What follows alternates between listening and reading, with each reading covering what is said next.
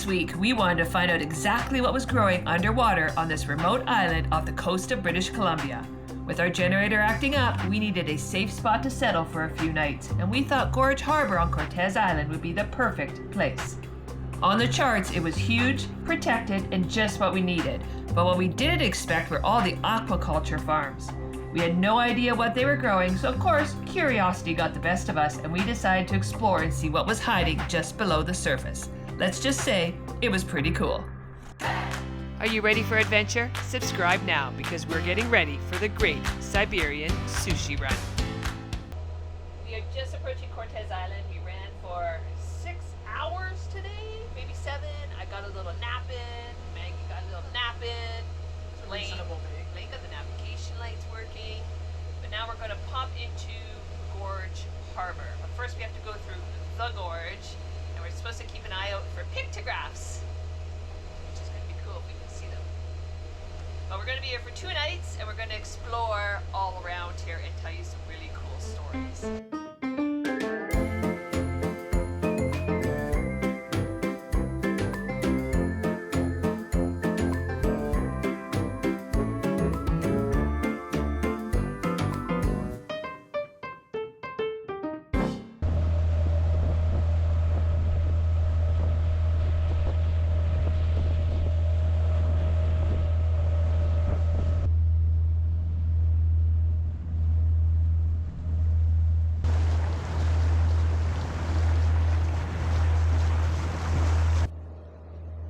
You guys see the eagle right there? Look at that.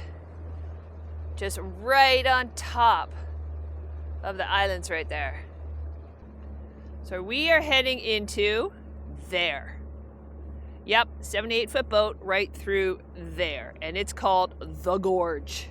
We are going to go through there, and allegedly there's pictographs on the wall. So we're also going to look for those. I'm guessing, knowing how pictographs work, they're probably up over here someplace. So we might have to bring the dinghy in and go exploring. Punga might have to go in the water tomorrow morning. First of all, to get Maggie to shore, and then to go gunk holding and check around here and what we can find.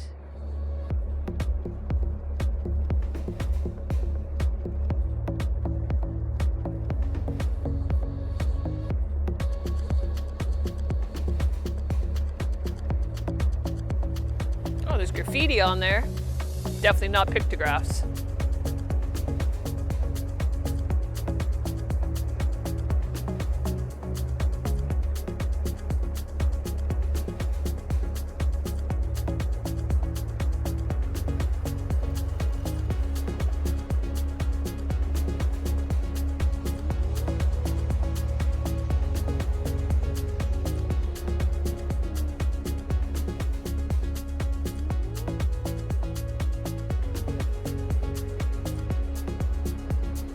Wow.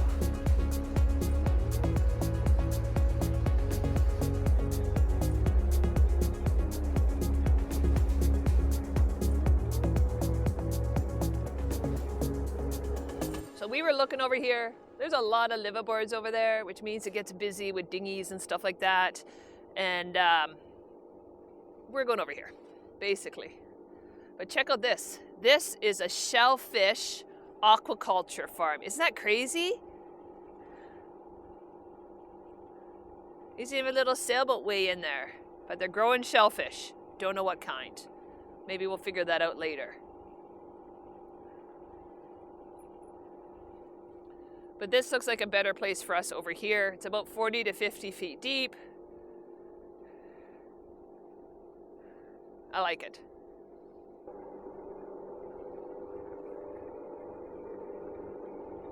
Look at that boat. Left there to abandon and rot, unfortunately.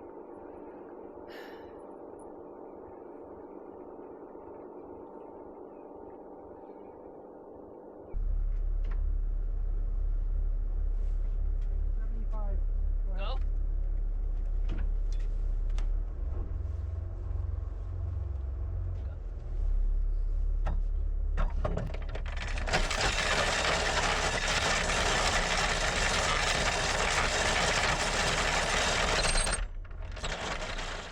Welcome to Gorge Harbour, Cortez Island. Now Blaine cannot come with us on our exploration today because he is working on the alternators, which is very important for us to get power. But you, me, and Maggie are going to go explore because this is a really neat harbor with lots of history, and there's pictographs on the really cool entrance that we came through yesterday. So let's go see them. Kind of excited. This is actually my first time driving punga, just to let you know.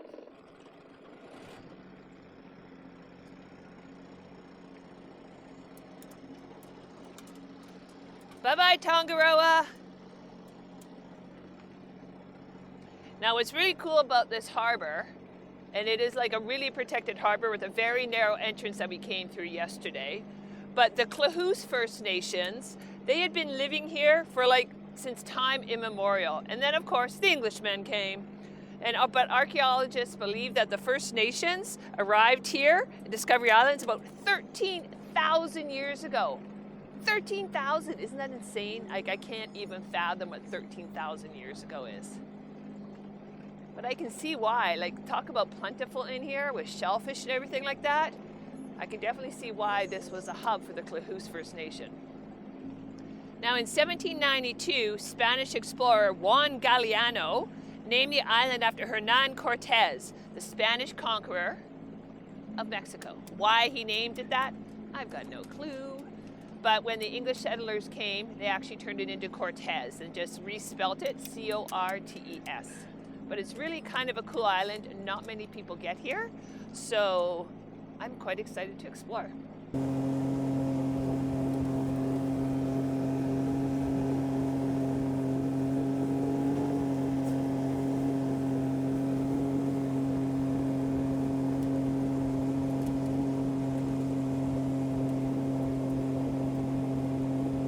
First place we're going to go is Gorge Harbour Marina because Maggie really has to get to shore. She hasn't been to shore in 2 nights. Gorge Harbour Marina was bought by the Wheelhouse First Nations probably in 2021, I think it was, and they've redone it all. There's actually glamping here, they've made the domes, which is kind of cool. But I've heard good things about the marina, so let's go check it out and see if I can find a place to dock punga so we can go for a little bit of explore. Look at the seals. You guys see them? Oh, there's so many. They're not even worried. This looks like a pretty vibrant liveaboard community too. Huh. Some neat boats. Maggie must be desperate to go to shore because the seals aren't even bothering her. She's like, whatever, they're seals. I'm not barking. Okay, I found the dinghy dock. Now to dock this thing for my first time. It looks like it's just bow in, so that's what I'm gonna do. This is beautiful. We got met on the dock by a dog who's been peeing everywhere that Maggie's peed so far. So let's go explore. Definitely a liveaboard community here on these docks. Hey puppers.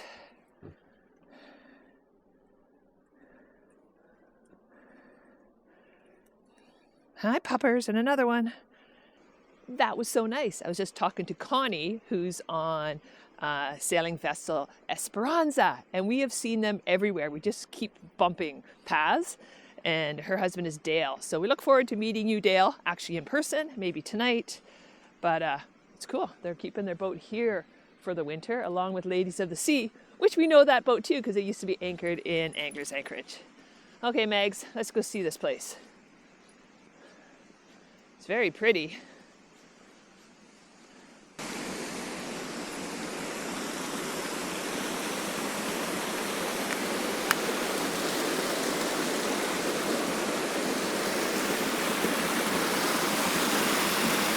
Beautiful.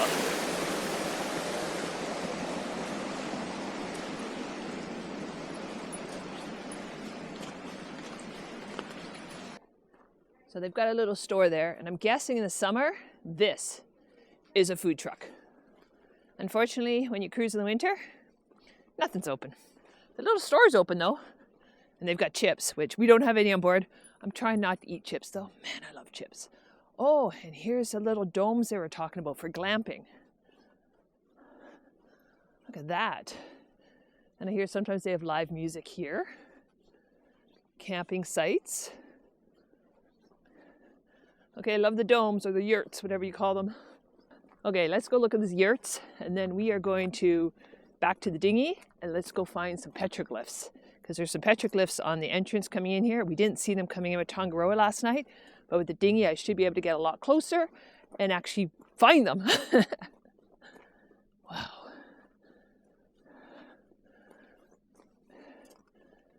The artwork is so pretty.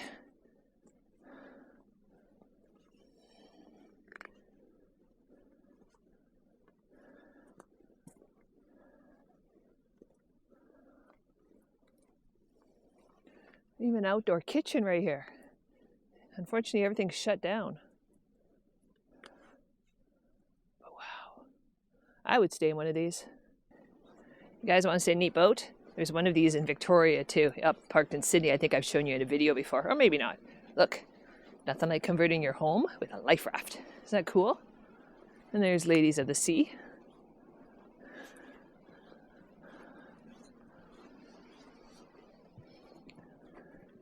But yeah, imagine living on a life raft. I think I would need more windows. But a lifeboat, it's kind of cool. Okay, should we go find some petroglyphs? Let's go look around. Also, I really want to show you the aquaculture here. It's massive. They grow a lot of oysters and mussels, and it's just like the perfect place to grow shellfish. So let's go take a look at those. I have to say we were so surprised coming in here with the amount of shellfish farms there were. Like, they take up a lot of the harbor, which made it a bit difficult to anchor Tangaroa. But they're very interesting because I'm used to fish farms, and these ones actually have shellfish. So let's see how close we can get to check them out. Also, they stink. Like, they are really smelly. Okay, here's a big one here. So they say Gorge Harbour, it's recognized like a great place to actually have this aquaculture. It's probably one of the best places in Canada to grow these, and they grow Japanese oysters, Manila clams, and Pacific scallops. So this shellfish farming, which is off the bottom, oh, look at all the seals.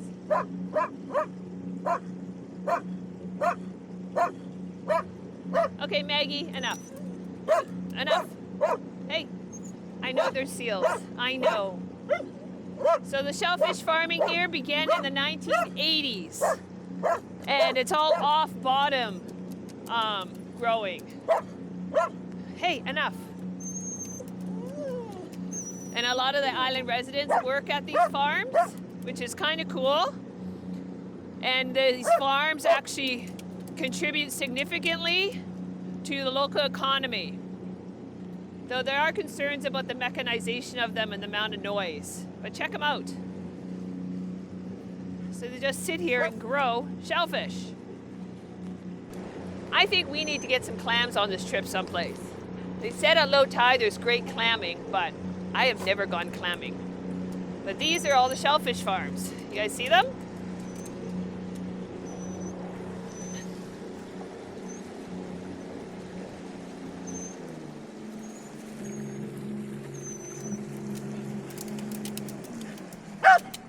Enough, Maggie.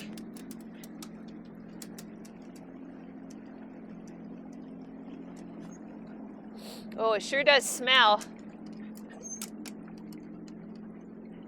You can see all the baskets. And look, this is what they drop, and they grow all, I don't know what these guys are growing, but they grow the shellfish on those big things that they drop down. That's kind of cool. Sorry, I'm trying to drive at the same time here as I'm talking. And I'm learning as much about shellfish as you are. Oh, you can see the big bags over there of oyster shells. Can you see them?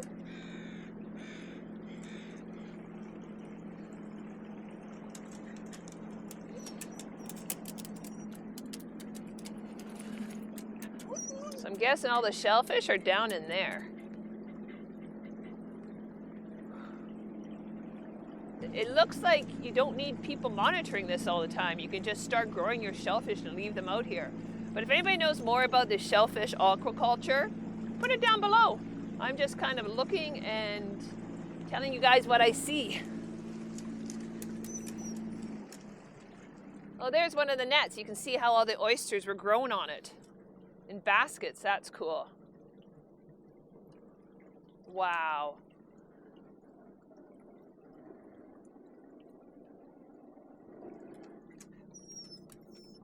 Oh, you can see them down below. Can you guys see them? They're all just hanging off those cribbing.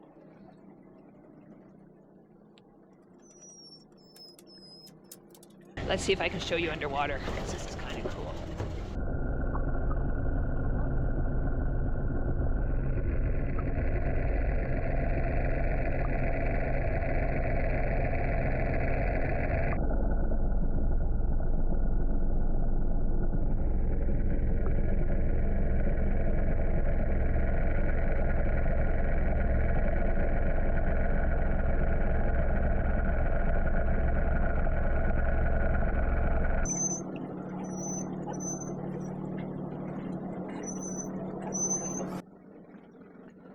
Okay, let's go see if we can find these petroglyphs. It is raining on and off. Oh. But you know what? Welcome to winter in the Pacific Northwest. It's kind of the weather we expect.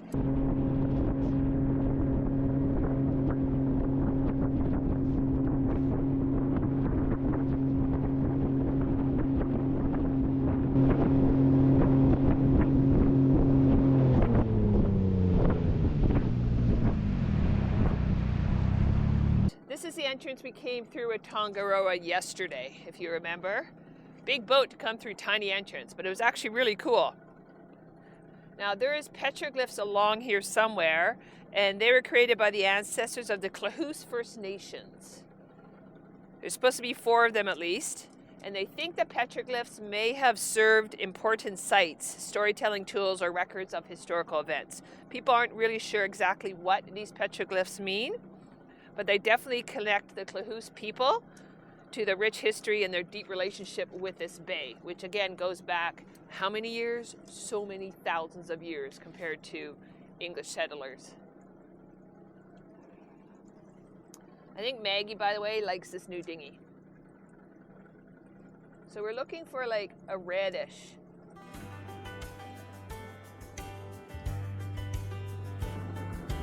The water is very clear, look at it. Wow. I think at low tide you can actually collect oysters here.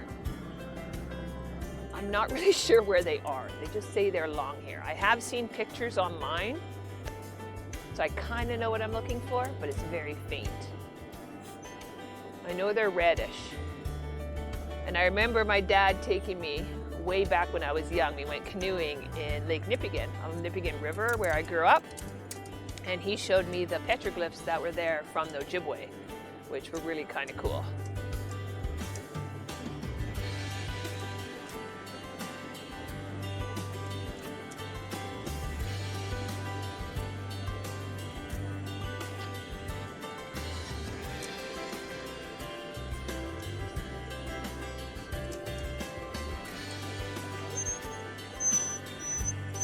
That looks like a face right there. You guys see it?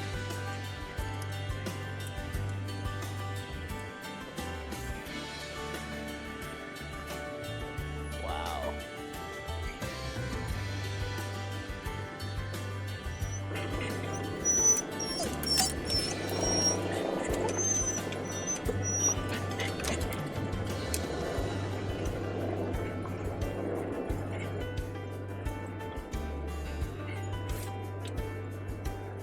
I can't believe how high that is. This is so cool. Like I'm underneath the guy's nose, looks like.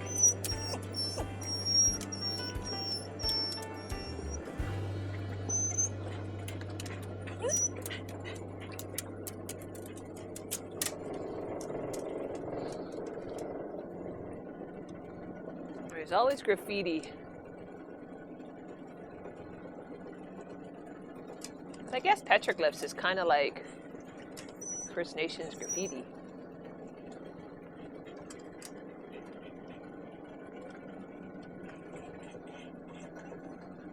You guys see how high that is? It's insane. Okay, I finally found some. You guys see them? Those are the tally marks right there in front of me.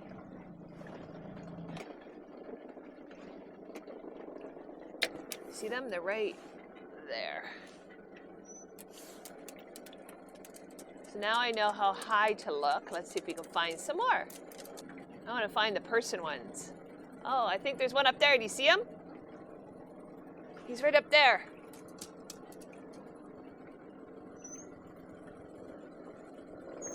Right there. Okay, that one's really cool. Right there.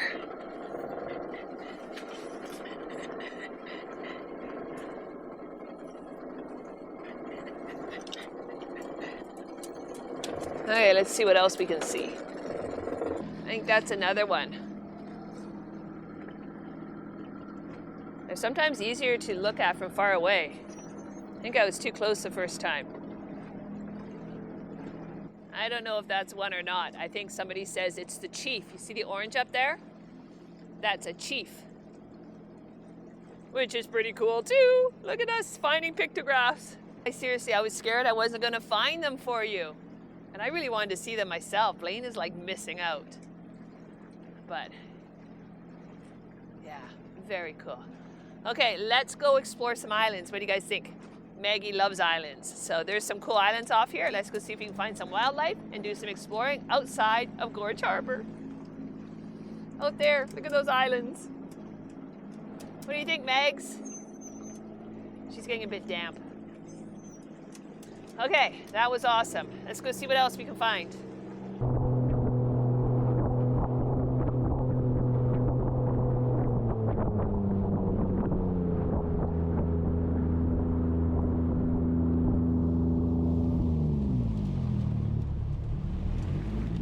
Maggie, do you want to explore an island?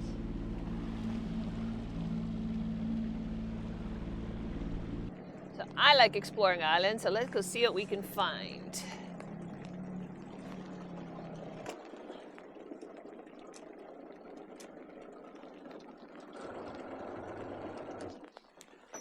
Okay, hold on, Maggie. Hold on, stop. Wait. Okay.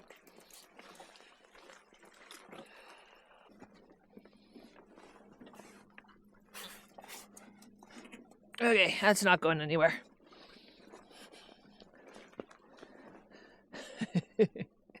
These are like my favorite things to do. I love exploring islands. And Maggie loves going pee on these islands. But they're really kind of cool, geological, and you can usually find some pretty cool stuff. All the shells that are left by wildlife. Seagulls drop them, little clams. Sometimes you find garbage up here, nests.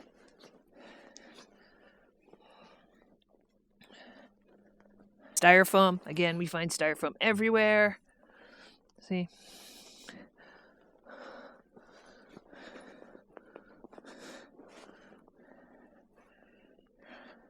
There's even a little swamp here and lilies.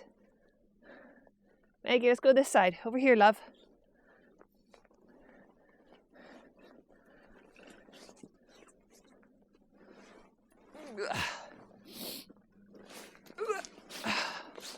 Oh, I don't know what that was. Maybe a seal just jumped off. We scared it. Something jumped off. Scared me. I don't know what it was, though. You can tell all the wind comes in here and just blows all the driftwood up. Wow. Yeah, I think we interrupted a nice seal that was chilling there.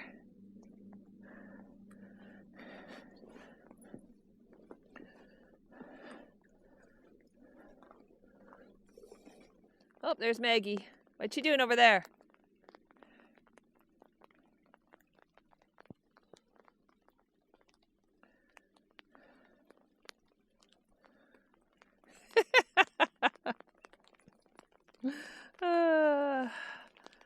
Well, I think that's a lot of exploring of Gorge Harbour.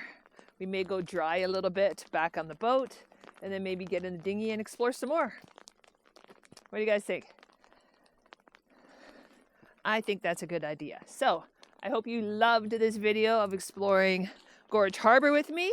It's a very cool place.